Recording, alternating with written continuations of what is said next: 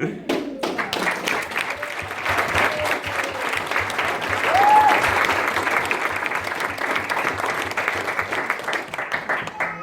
expecting a more formal introduction over there.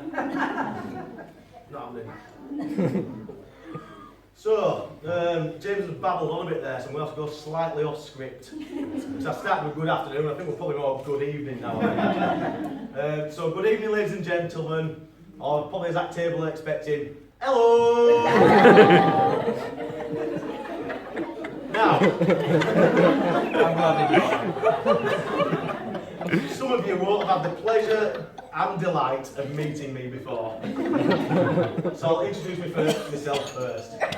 So as James has said, I'm Chris, sometimes referred to as Power, and James may also has called me a bear.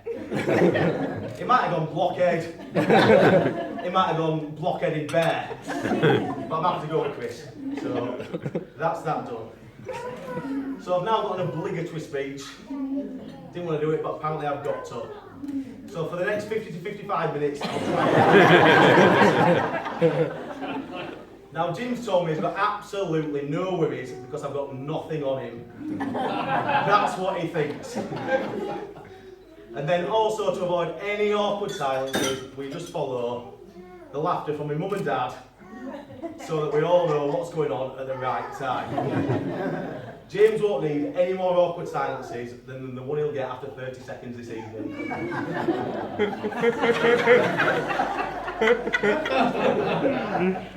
So,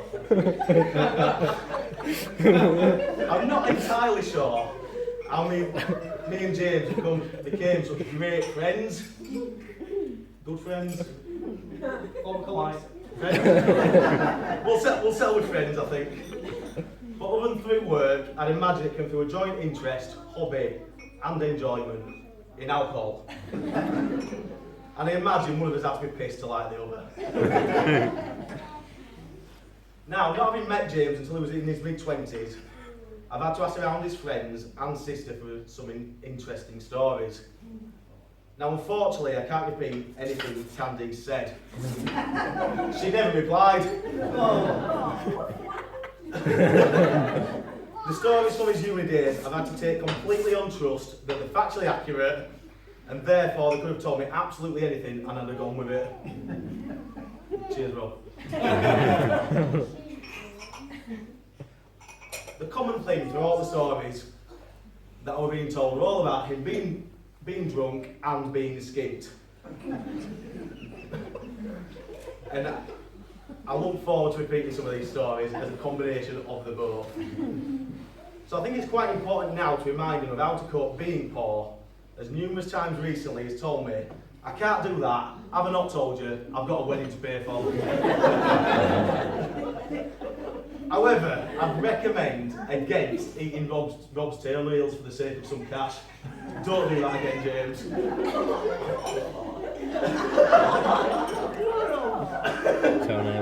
What I'd say is just carry on gambling. That's normally buying money. The drinking part of it, I'll continue to take part with that with you. Now, having heard of the effort James once went for £40, cheers Rob, of which I'll tell you all about in a minute, it's important that I have a serious moment for 1 minute. And we establish how James is married to marry someone that's younger, more attractive and more intelligent. Now James has a determination that will ensure that he sees through his ambitions, and as well as achieving his PhD and having a successful career, and now that he's achieved the ambition of marrying the woman he loves, it's important that I tell you how he went to such effort for 40 quid, because if he's gone to that effort to marry Mel, clearly he's been through some effort before. So we'll see how he gets through that. So I got told that there was this one time for 40 quid, Jim touched Kelvin's balls. I thought, Christ, 40 quid? What would he have done for 100? But don't worry, he hasn't got any gay tendencies. Just stupid life, threatening ones. Now, for those of you that are a little bit unintelligent like myself, you won't have immediately thought to yourself that Kelvin's balls are actually part of a boat used for navigational purposes. So having been at the Tuxedo Princess, which is a nightclub in Newcastle, which is like a floating boat, some of you are probably more familiar than the others, James was challenged for 40 quid to touch Kelvin's balls. However, they weren't in an easily reachable place. So I'm going to quote Rob now, that whilst he was drunk, the man literally scaled vertical, wet slippery steel, like Spider-Man to do it. And to context this effort for 40 quid, if he'd slipped, he would have died. Badly. Now, if I remember rightly, James started his charm offensive, which was pre-back rubbing days. You might know about that.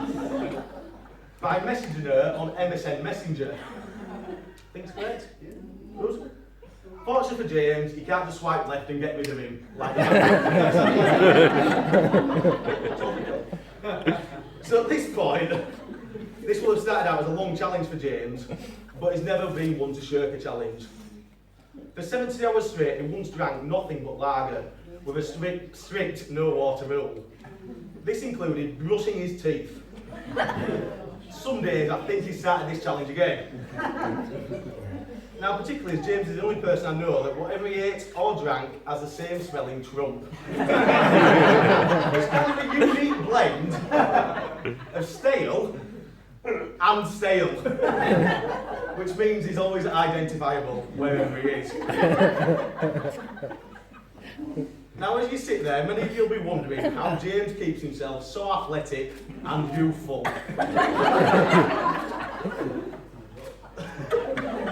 For me, it's probably his keen interest in teenage girls. Music, teenage girls' music.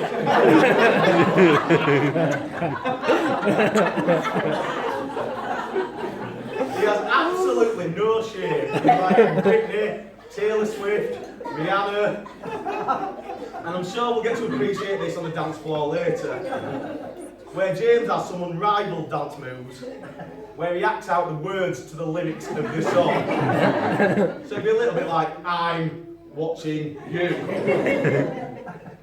We'll see him later. And then I think the athletic comes from being great at so many sports. So now, I think it's important that we appreciate his sporting achievements. Let's have a serious moment. It was top 3 in squash at Pudsey. It was top 3 in Leeds at pool. If he could afford to quit his job and practice for a year solid, he could turn professional at golf.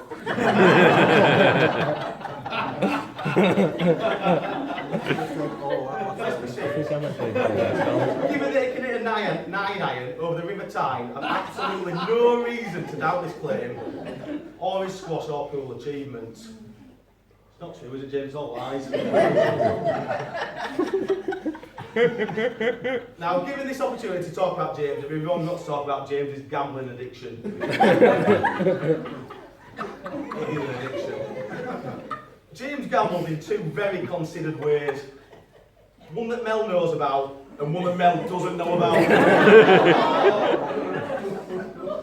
However, don't worry too much, Mel, because whenever James bet, it's literally buying money. Which would explain why he would gamble on under-17s Chinese Women League's football. But I've also seen for myself that he knows what he's doing. Because with him living in France, I've had to place a lot of bets for him myself, because the websites don't work abroad. Now, however, it's fortunate for James, because clearly the withdraw function works, but the deposit function doesn't work. It's very strange. Now, I was hoping to tell you about a few stories from the stag do. First of all, can I just thank all the lads that came, made it reasonably straightforward for me, and to be fair to them, all paid up in time, so thank you very much for that, appreciate it. However, as I say, I wanted to, but unfortunately I can't. There was no alcohol, no dwarf,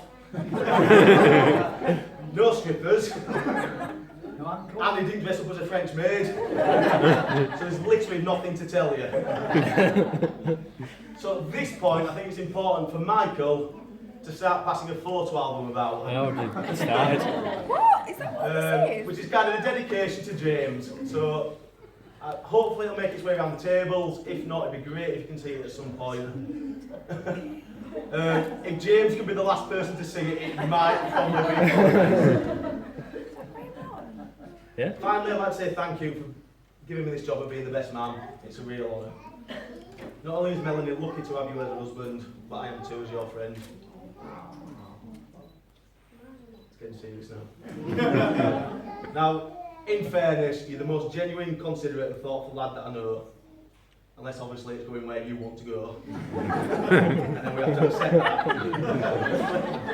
But 9 times out of 10, you'll always put others first. I've shared loads with you, which I have, such as in Poland where you had that severe hangover, sat in the toilet crying for your mum. So more than importantly, I've had a lot of highs with you, whether that be at home, activities that we've done in England, or many holidays abroad. You deserve what will undoubtedly be a happy and successful future, and I wish you all the best. Cheers, pal.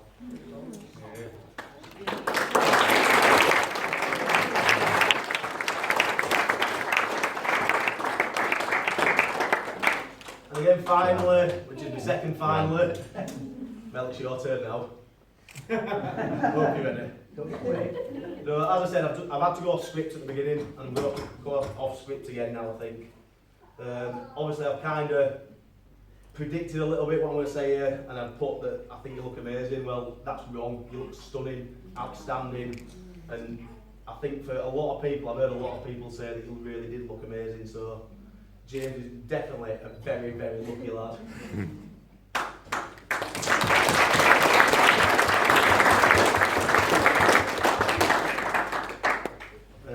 I know that he will continue to do everything possible to make you happy, and I also know that you will continue to make him extremely happy too. So at this point, ladies and gentlemen, can I please ask that you all raise your ass?